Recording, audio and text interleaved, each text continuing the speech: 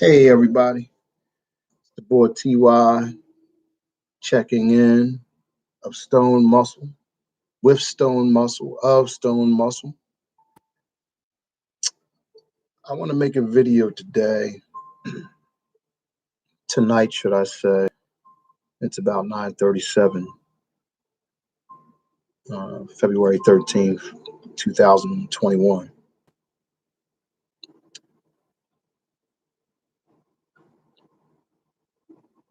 A long time ago, not a long time ago, shortly, not too long ago, I would take my girlfriends for a ride to Philadelphia, and we would get on our car. I would get in my car, and we would ride through the city of Philadelphia. That was our Friday and Saturday night because I wasn't too big into bars. Back then, I didn't drink, didn't smoke, and we would drive through Broad Street. Philadelphia has a street called Broad Street. And if you watch my previous videos, Broad Street was like Hollywood and Vine, or Hollywood Boulevard of California back in the day. Only Broad Street on the North Philly side didn't have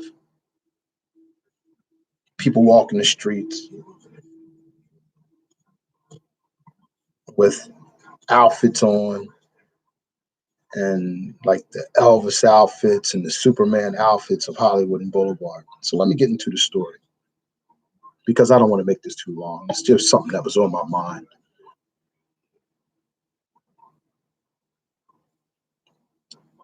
Just recently, I drove to the section of Kensington, Philadelphia. And if anybody's familiar with Kensington, Kensington is where a lot of young ladies and young men who might have a drug dependency go to get get whatever it is they want to get, whatever it is they're dependent on. And as I was driving through Kensington tonight, sometimes I get bored in the house and just want to go for a ride and and see how the city has changed. And it has changed. It has went from, I guess, what you call gentrified. There's a lot of black families who can no longer afford the city rent, or they have got moved out or forced to move out under some unwanted circumstances. And God bless to all those people that have lived there for so many years and yet are being forced out their houses that they probably had for 25, 30, 40 years. So as I'm driving through Kensington, you can't help but notice all the souls down there that are lost due to their drug dependency. And as I was driving through, I seen all these young ladies and young men who probably had potential and still do. And I hope they don't give up on what it is they were put on this earth for. Just living a life of doing anything they can to satisfy their dependency, whatever drug of choice they have. And most of the time down there, it's probably cocaine, heroin, pills, what have you. I found myself not thinking for a second that I was better than any of these people. Just no way. I just didn't, there was no way that I was driving through this one main street, this one main avenue, and just couldn't help myself to pull over. I pulled over to the side of the road as I passed just a large group of people that were sitting out there by a church. And I guess they were probably getting food, free food or whatever. I mean, everybody needs to eat, need to get some nourishment, some water, and so they can continue on to live their lives, because you just can't go on just doing drugs without eating. So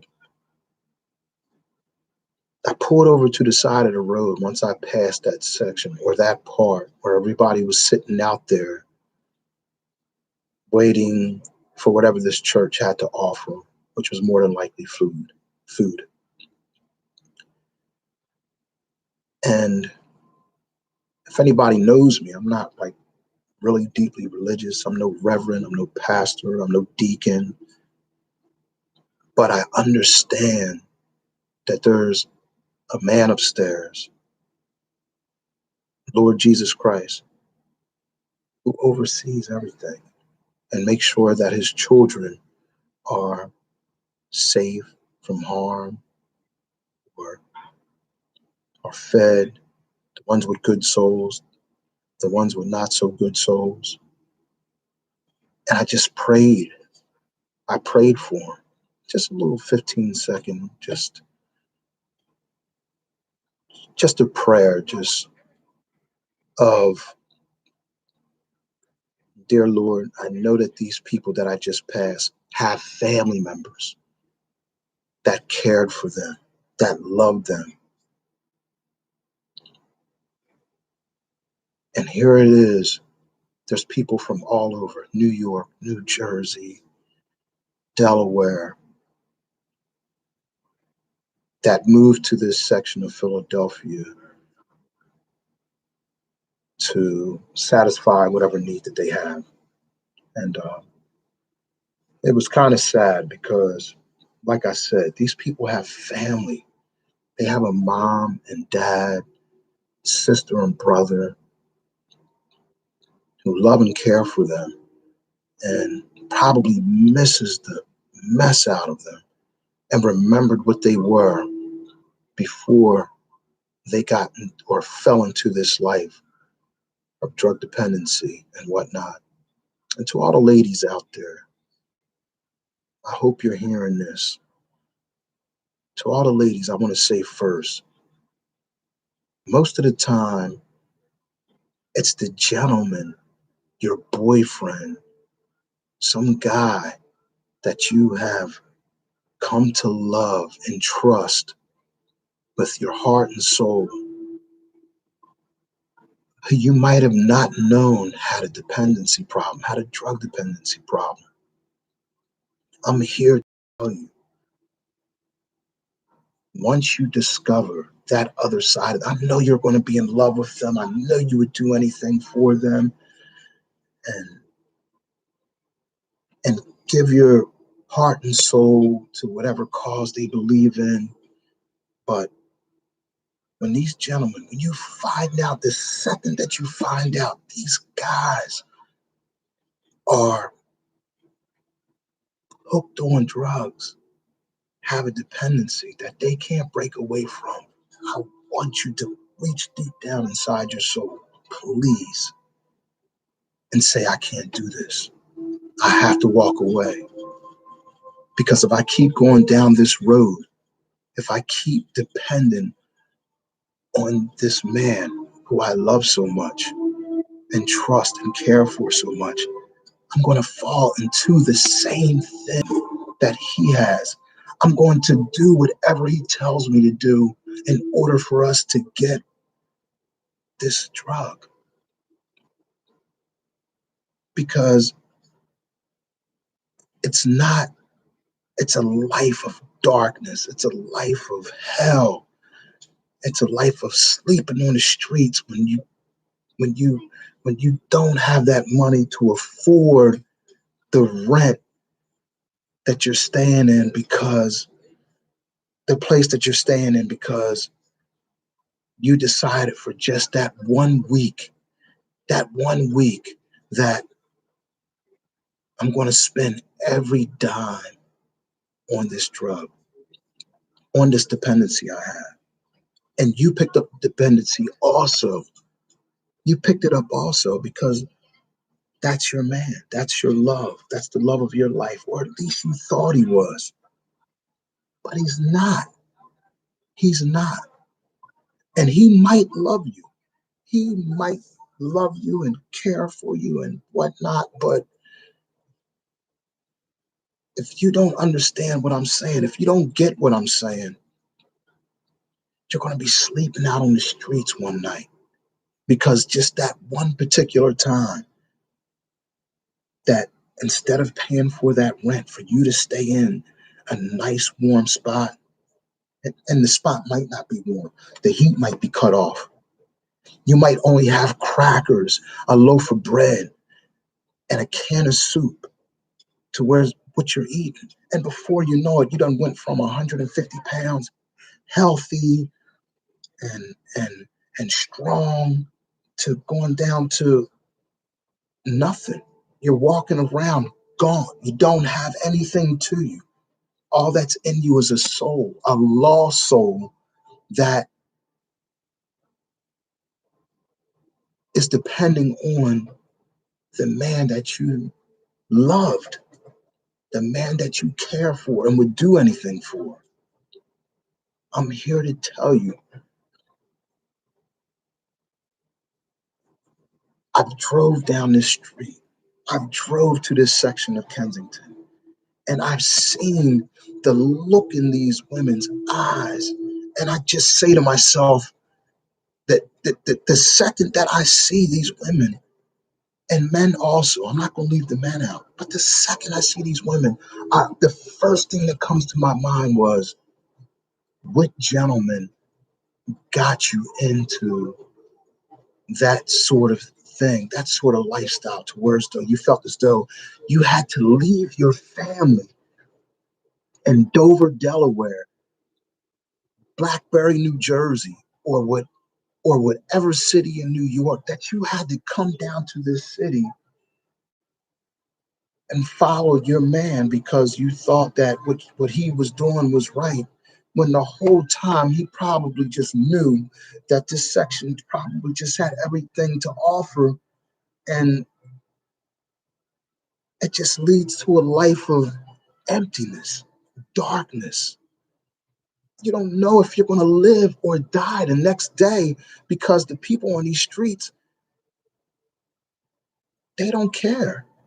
All they care about for that moment in time is trying to get over on you, trying to get the money out your pocket, whatever little money that you may have, so that they can go, they'll rob you, they'll kill you, they'll do whatever they can to get this money so they can go ahead and do their thing, do their drug of choice. So please, just hear me from a mind of a sober man who's now sober, because like I said, I was in darkness myself. Now I might not have been as dark as those people, and it's no different smoking marijuana every day the way I was. Your mind's not right. Your mind's not right. You're not thinking clearly. You're not thinking logically. The only thing you're thinking about, and this is marijuana, the only thing you're thinking about is rolling up that next joint, snorting that next line, shooting that needle into your arm, popping that pill that you think is, don't chase that. Don't chase that. And try to find deep down in your soul, anywhere, just get on your knees, beg, plead, and say, I can't do this no more. Deliver me from this. whoever your higher power is, whoever you pray to, whoever you talk to, Allah, Buddha, Lord Jesus Christ,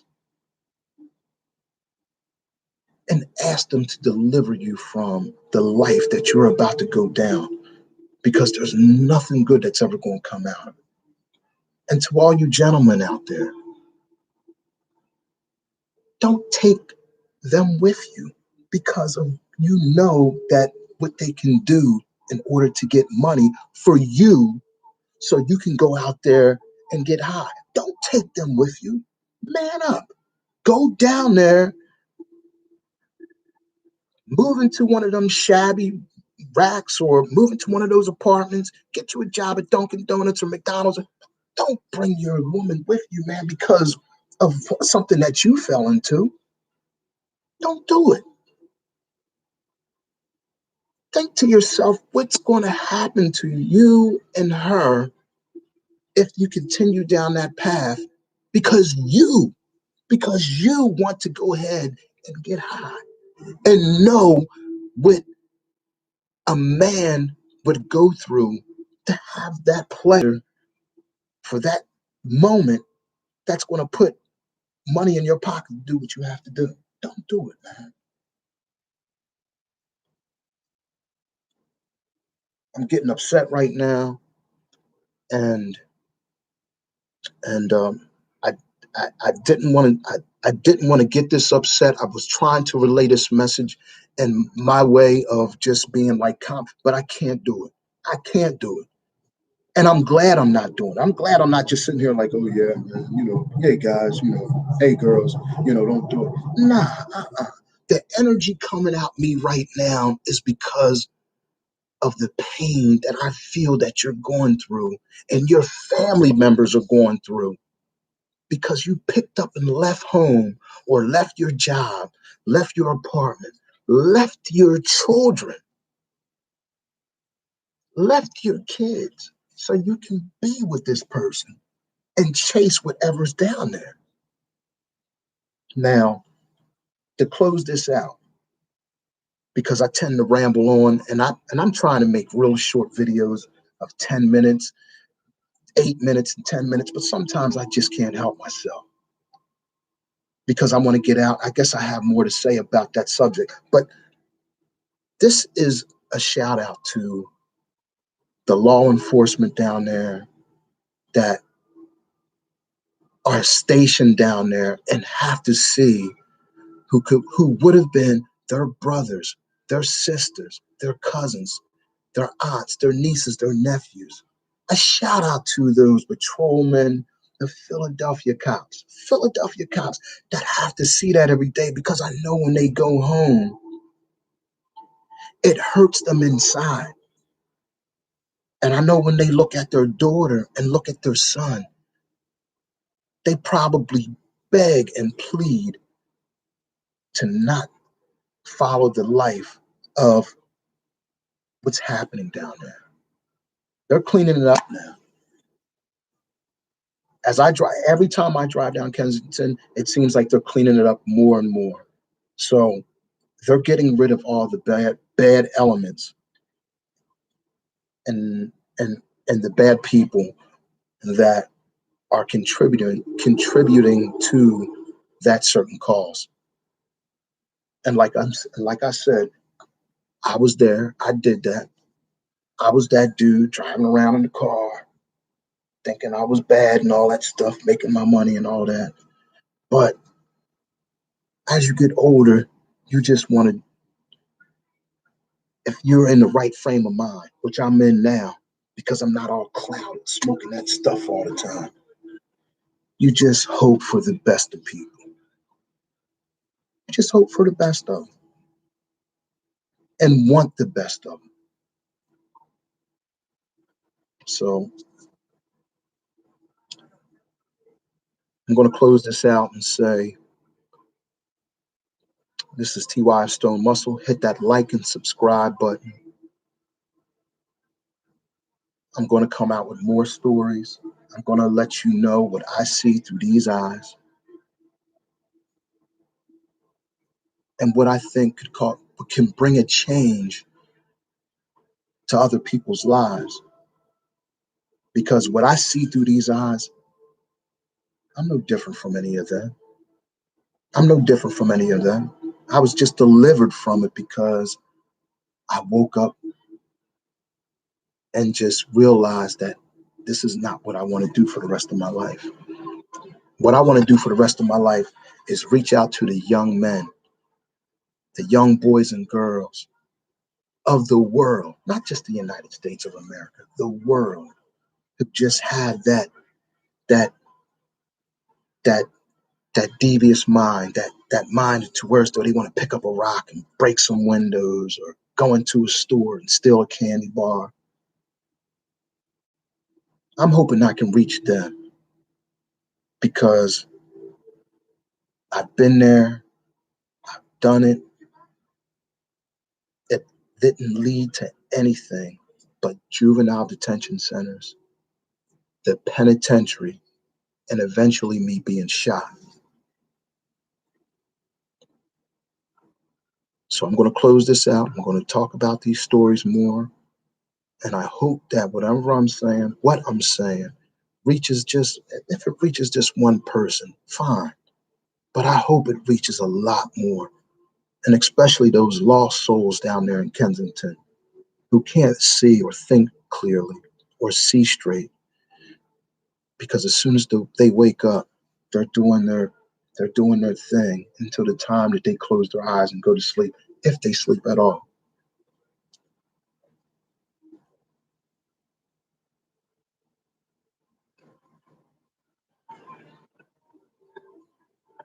And I know there's people out there like, man, what is this guy doing? My friends are probably, or my so-called friends, or who used to be my friends, I really don't care anymore. I really don't care anymore because I'm realizing that after I got shot and lived through it, there's a purpose for me. There's a purpose for me living through that shot because my lung was collapsed. I could have died. There was blood coming out my mouth, my head. I got head butted, and just blood gushing everywhere. Something picked me up off that garage floor. Someone picked me up off that garage floor, and I know who it is. It's my higher power, the Lord Jesus Christ. Pick me off of that floor and let me walk into that apartment and say, or have that person call the ambulance, and they took me to a hospital. And shout out to the University of Penn.